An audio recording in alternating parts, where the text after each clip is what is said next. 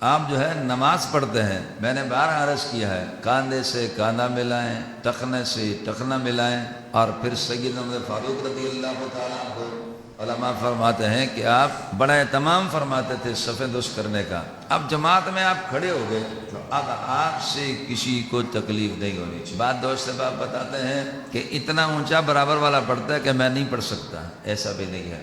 درمیانہ۔ پھر صورتحال یہ ہے، ہمارے ہاں ہم حنفی ہیں، کم سے کم 4 سے 8 انگلی فاصلہ۔ اب صورتحال یہ ہے، اللہ پاک ہدایت دے، کہ جب آپ یوں کھڑے ہیں، یوں،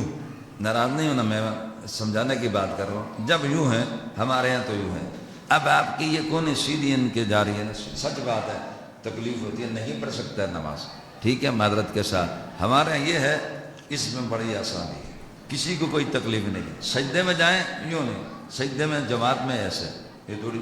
اسی طریقے پر ہمارے بھائی جو ہے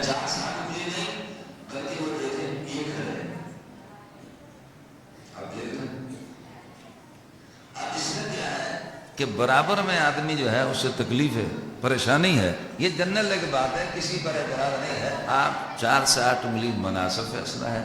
ایسے کھڑے ہوں کہ دوسرے کو تکلیف نہ ہو۔ دیکھا آپ کا جسم میرا جسم فرق ہے، اگر کوئی